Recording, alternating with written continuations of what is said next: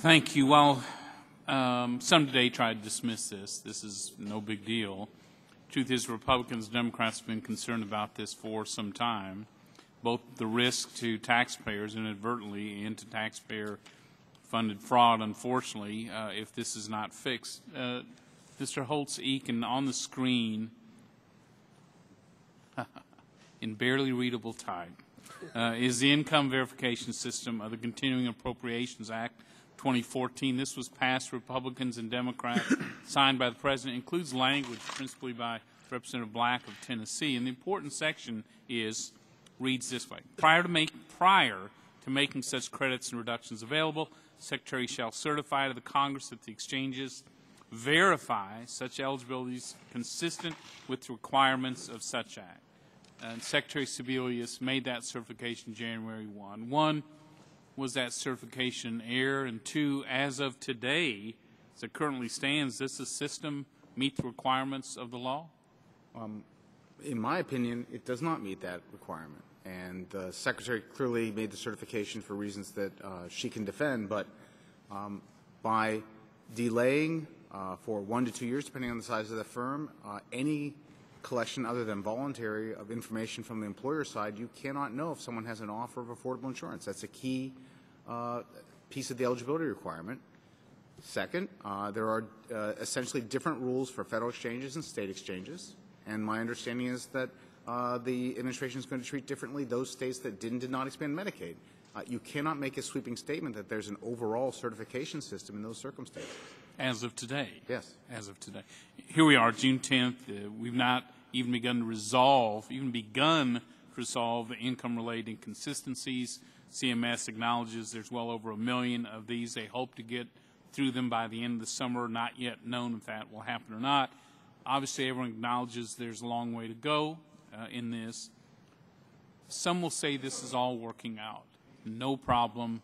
This will work itself out. But even if they fix all the technical items, will HHS and IRS really ever have a working income verification system? Doesn't the law, based on a very poor design, really prevent any agency from verifying income information before sending out the tax subsidies? There is no existing program that does what you described effectively. I mean, my concern is, from experience with the Earned Income Tax Credit, from experience with the Medicare payment programs, that this is yet another program that will in fact place a premium on getting money out the door. It will then make a good faith effort to identify errors in payment and recapture, but we've as a government never done that particularly successfully. And so I understand the folks who point to particular details that can be fixed and done better, but as an overall track record, these kinds of programs have large errors in payment, and those are large taxpayer sums of money. So the problems that we will see won't merely fix themselves. The design of the system really makes it, as you indicated in your testimony, creates that pay and chase process again, where we will always be paying out incorrect subsidies, chasing them down with some degree of success or not. Absolutely, and indeed, this law, in fact, exacerbates that slightly by making it the case that the recapture comes from taking money out of refunds. If there is no refund from which to take the overpayment, the taxpayer has, the recipient of the payment has no obligation to repay the federal government and thus the taxpayers. So, you know, you have designed it so as to not get back all of the overpayments. There's no doubt about that. It's going to put, in particular, people like Mr. Ellis in a bad position. If you're a tax preparer, you could have an individual sitting in front of you saying, I'm not going to pay what I owe. And will he sign off on that as a tax return? I won't answer for him, but I wouldn't want to be in that position. This is really a poorly designed system from that perspective. And in your testimony, you made the case that many of these individuals may not be as familiar with the tax preparation system. You're asking them to follow a very complex set of rules that they may have really no experience in dealing with. Yeah, I mean, there are two people in this panel who can speak to this better than I can, but I worry about what happens next February. There are going to be people who have not traditionally filed returns who are going to get an information form in the mail. It's a 1095A, and my guess is half of them will toss it. They will have no idea what that is. They will then have an obligation to file a return and reconcile the information on that form through another form, an 8962 form, And if they don't put that form in, the IRS will reject the filing and send it back to them. They won't get their earned income tax credit. They won't get their child credits. They won't get anything. I think there's going to be an enormous amount of confusion. This population's not used to this process. The forms are new. The way error checking and reconciliation is going to happen is in fact not clear. Yeah.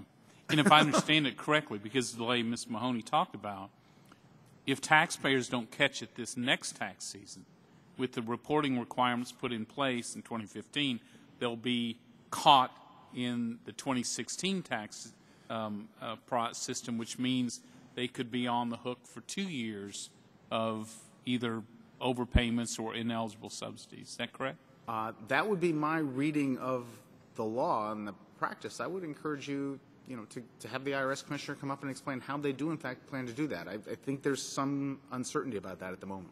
Thank you very much. Mr. Ellis, to sort of follow up, there's really a second group of taxpayers we're concerned about, and you identify them in the testimony. And so if an individual, if I go to my employer and ask, is the insurance you offer me affordable according to the Affordable Care Act, will that employer necessarily know what that means? No, because the employer doesn't have all the information that he needs in order to make that judgment. The definition of affordable insurance from a workplace is 9.5% of someone's adjusted gross income, of an individual's adjusted gross income. But, of course, individuals, if they're part of a family unit, don't file taxes as individuals. That only happens if they're single. If you're married or if you have dependent children and all these other things that come into a more complicated tax return situation, the employer is not necessarily going to have all that information. That's why the employer community was so insistent upon having this waiver of reporting, I think, for 2014, because they knew that they didn't want to make an attestation to the government based on information that was incomplete. So if I've asked that question of my employer, they may not necessarily know what that means. So Serco, the government contractor hired to process all the paper applications, resolve the conflicts of data, contact taxpayers. If they ask an employer today, is the insurance you offer John Q. employee affordable, is the employer going to know that answer?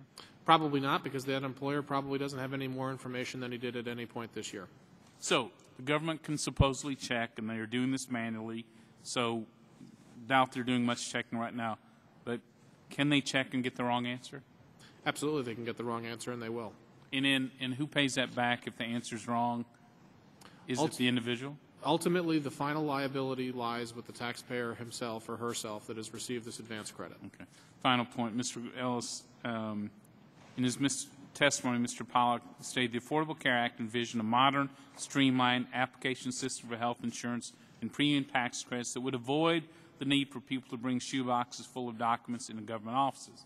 Washington Post reports piles of unprocessed proof documents are sitting in a federal contractor's Kentucky office. Quite literally, there are millions of documents, much of which presumably came from someone's shoebox. As a tax preparer, does the Affordable Care Act meet the goal envisioned by Mr. Pollack, and do you expect it to be overwhelmed by the contents of these shoeboxes next April? I expect it to be overwhelming in that taxpayers will not know what they don't know when they walk into a tax preparation meeting. I think tax preparers are going to have to learn themselves what it is taxpayers are going to need to bring. We're probably going to have to send them back home, send them back to the government agencies that maybe they threw away the form from, and come back and do follow-up meetings. So it's going to be burdensome on the entire process next filing season. The purpose of the hearing is not to minimize the problem, it's to shine light on it. So both individuals, employers, others who could be caught up in this can take action now to try to prevent it, and the federal government can actually do the job it was supposed to do under